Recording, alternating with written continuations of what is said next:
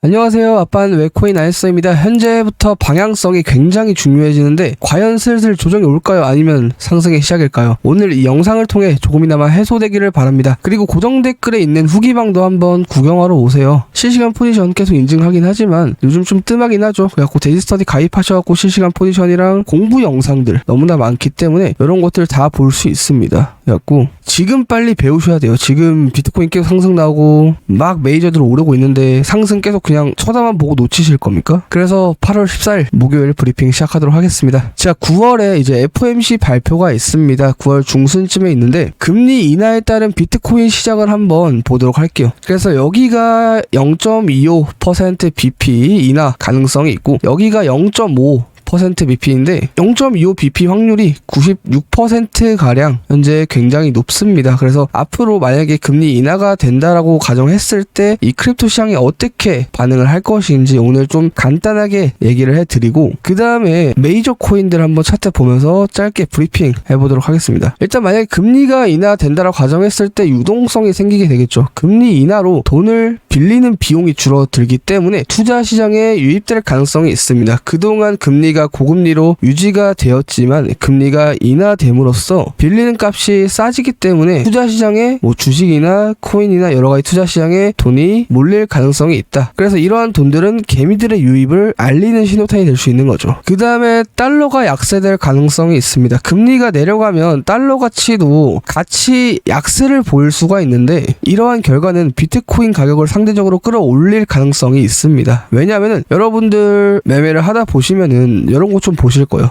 BTC 이제 슬라이드 치고 USD 아니면은 BTC 슬라이드 치고 USDT 이런 거 보실 겁니다. 당연히 USDT는 테더고 이제 달러에 대한 스테이블 코인이기 때문에 이런 달러 약세가 된다라고 했을 때 비트코인 가격이 빠지지가 않더라도 달러가 빠지면은 자연스럽게 비트코인을 더 싸게 우리가 매입을 할 수 있습니다. 그래서 상대적으로 끌어올릴 가능성이 있는 거죠. 그래서 우리가 보는 대표적인 비트코인 가격은 USD랑 USDT다. 그래서 이러한 가격이 내려갔을 때 비트코인을 좀 더 쉽게 더 접근을 할 수가 있다. 금리가 내려가면 아무래도 위험 자산, 리스크 온에 대한 분위기가 강화되겠죠. 리스크를 조금 더 증가시킴으로써 리턴 값을 더 중요시하게 바라보는 그런 분위기가 형성이 될 수 있습니다. 하지만 여기서 주의할 점도 있죠. 만약에 금리가 인하가 된다고 가정했을 때 당연히 리스크 온에 대한 분위기도 생기겠지만 경기 침체로 이어지는 신호가 나올 수 있습니다. 그래서 반대로 리스크 온이었다가 5% 전환되는 리스크 감수가 없는 이러한 환경이 놓이게 되면은 어떤 거에 돈이 몰리겠어요? 당연히 안전자산에 몰리겠죠. 그러면은 코인 시장 자체가 안전자산이 아니기 때문에 아직은 왜냐하면 비트코인 변동성만 해도 위아래 얼마나 움직입니까? 알트코인도 위아래 얼마나 움직여요. 그래서 이러한 안전자산이 단기 조정을 조금 올 수 있는 예상을 가져올 수 있다. 그래서 제가 저번 영상에서도 썸네일을 보시면은 잠깐만 도망치세요 라고 말씀을 드렸습니다. 그래갖고 단기적인 조정을 현재 보려고 합니다. 왜? 차트가 이게 지금 상승이 금리 인하에 대한 선반영이 나온 결과일 수 있기 때문에 선반영이 아니라면은 당연히 도망칠 이유가 없겠지만 우리는 이게 선반영인지 아닌지 아직 모릅니다. 금리 결정돼봐야 아는 사실이기 때문에 이게 선반영인지 아닌지는 우리가 실시간으로 대응을 해줘야 돼요. 그래서 일단은 조금 너무 환희에 휩싸이지 말고 어느 정도 조심성을 계속 한번 가져보자. 우리가 지금 수익을 먹고 있지만 여기에 대한 손실이나 익절 가능성에 대한 그런 생각을 계속 해두자라는 겁니다. 왜? 경기 침체로 인한 리스크 오프가 나올 수 있기 때문에 이 리스크 오프랑 선반영이랑 같이 나왔을 경우에는 뭐가 이루어져요? 단기적인 조정이 이루어진다 말씀드렸어요.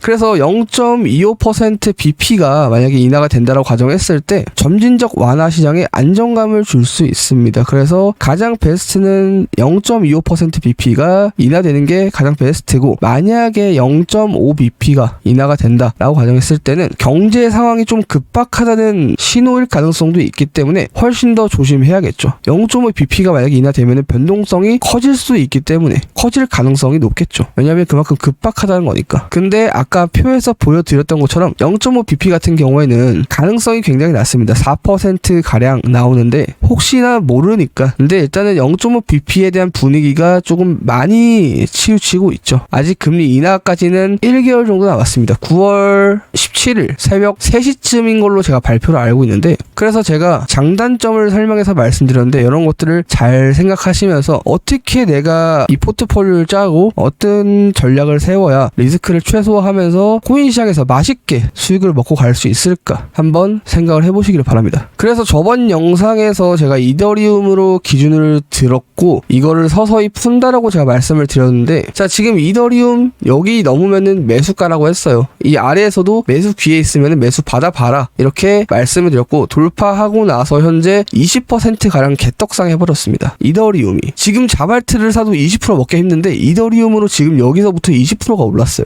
그래서 현재 차트를 보면은 자, 최고점 부근에 대한 테스트를 하고 있습니다. 로그를 풀면은 아직은 좀 남았지만 로그를 풀면 한 요 정도 나오겠죠. 이 최고점에 대한 부분은 로고 차트를 풀고 일반 차트로 보시는 게 가장 좋고, 지금 현재 최고점까지 대략적으로 한 2%가량 상승을 남겨두고 있는데 여기가 맥 잡은 자리이고 여기서 무조건 제가 사라고 말씀드렸고, 그 다음에 여기에서 여기 기준이죠. 여기 자리 돌파 시 두 가지 가능성이 있습니다. 첫 번째 전체 조정, 두 번째 이더리움과 비트코인 조정, 알트는 상승 가능성. 전체 조정이 나오냐 아니면 그냥 이더리움과 비트 메이저만 조금 약 조정이 나오면서 자발트 코인, 막 김치코인 등 포함해서 시가총액이 좀 낮은 코인들 상승이 나올 것이냐. 근데 이러한 가능성은 현재 아직 시그널이 안 나오고 있습니다. 왜? 지금 메이저들만 계속 잘 가고 있기 때문에. 이러한 시그널이 나오려면은 어떻게 지금 흐름이 만들어져야 하냐면 대장 코인이 나와야 돼요. 알트 지금 업비트만 봐도 뭐예요? 레이디움 에이다 제외하고 레이디움 뭐 이런 거 6% 3% 찔끔밖에 안 오르잖아요. 그쵸? 그래서 요런 잡코인들이 최소한 플러스 60% 이상 떡상하는 그런 코인들이 나와줘야 합니다. 이게 금일 대장 코인이에요. 그래서 이더리움 기준, 여기 최고점 기준으로 전체 조정이냐 아니면 이더리움과 비트코인만 조정이 나오고 알트코인은 상승 계속 가능성이 있을 것이냐 지켜봐야 하고, 만약에 2번에 대한 알트가 대장 코인이 나오지 않을 경우 1번을 조금 신경 써줘야 한다. 그리고 제가 아까 앞에서 금리 인하에 대한 장단점, 그 다음에 이 시장에 대한 분위기 브리핑 해드렸었는데, 여기에 추가적으로 하자면은 제가 저번 영상에도 말씀드렸다시피 인간지표라는 게 있어요. 이 인간지표가 계속 제가 다른 비트코인 카톡방을 보고 텔레그램방을 보고 유튜브를 보고 뭐 댓글 다 벤치마킹을 하면서 보고 있는데 다 상승만 외치고 있습니다. 저도 마찬가지고. 이런 거를 좀 돌이켜 생각해봤을 때 강한 조정이 한번 와주지 않을까. 여기는 언젠지 모른다. 근데 이 기준은 이더리움 최고점 부근으로 잡아야 한다. 왜? 이제 설명드리겠습니다. 자, 비트코인 주봉 차트랑 이더리움 주봉 차트예요. 자, 이걸 왜 가져왔냐면 비트코인 최고점까지 갔을 때 저항이 크게 맞았죠.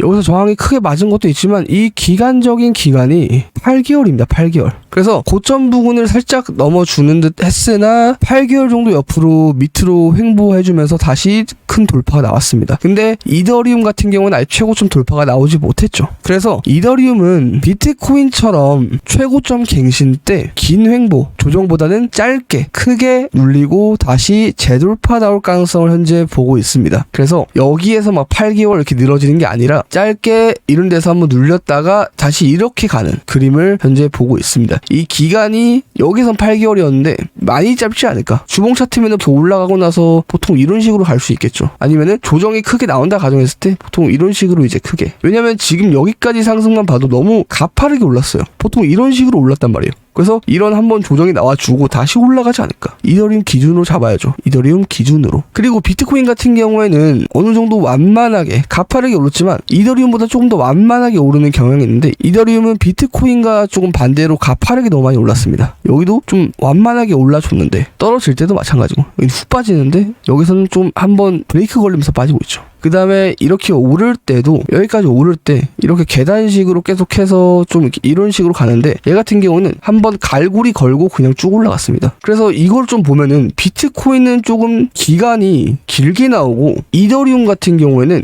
이런 기간이 조금 짧게 나옵니다. 상대적으로 변동성이 그만큼 더 심하기 때문에 비트코인보다 시가총액도 그만큼 많이 차이 나기 때문에. 그래서 제가 항상 강조하는 거, 처음에는 비트코인만 사라, 그 다음에 메이저 위주로 사라. 메이저라고 한다면 개인적인 기준에서는 이더리움, 리플, 솔라나, 도지코인, 에이다 정도 있고, 비트코인 캐시는 제가 별개로 따로 말씀드린 거죠. 비트코인 하드포크라 뭐 그런 것도 있긴 하지만 그런 거 제외하고 나서. 그래서 여러분들이 궁금해하시는 이더리움, 리플, 솔라나, 도지, 에이다 짧게 한번 보도록 하겠습니다. 일단 이더리움 같은 경우 얘가 최고점이에요. 그쵸? 여기를 돌파하고 나서 지금 만들어준 최고점 라인이기 때문에, 그리고 너무 상승에 대한 이 상승이 가팔랐어요. 여기에서 보통 이런 식으로 5파 진행이 끝날 수도 있는 거고, 최고점 부근에서. 그러면 ABC에 대한 단기 조정이 나온다 치면은 보통 이러한 자리까지는 한 번 더 눌릴 수 있지 않을까. 그래서 이렇게 눌린다로 가정했을 때 여기에서 기회가 생기겠죠. 제가 저번에 말씀드렸을 때 여기에서 1차로 잡고 여기에서 2차로 잡으라 말씀드렸어요. 여기서 1차 잡는 이유는 2차가 안 나올 수도 있기 때문에 1차를 잡으라고 말씀드렸어요. 그 다음에 2차를 잡는 이유는 물량을 더 많이 실어하기 때문에 2차를 잡으라고 말씀드렸죠. 근데 이러한 2차가 안 나올 수 있습니다. 그러면은 보통 이렇게 지지를 많이 해주는 이런 지지대에서 한번 눌렸을 때 들어가는 게 아니라 다시 반등을 쳤을 때 들어가야 돼요. 그래서 이더리움은 최고점 부근에서 저항을 맞는지 안 맞는지 한번 체크를 해야 한다. 자, 솔라나 지금 현재 패러렐 채널 차트에서 중단선을 넘어주면서 가고 있죠. 근데 제가 솔라나도 저번 영상에서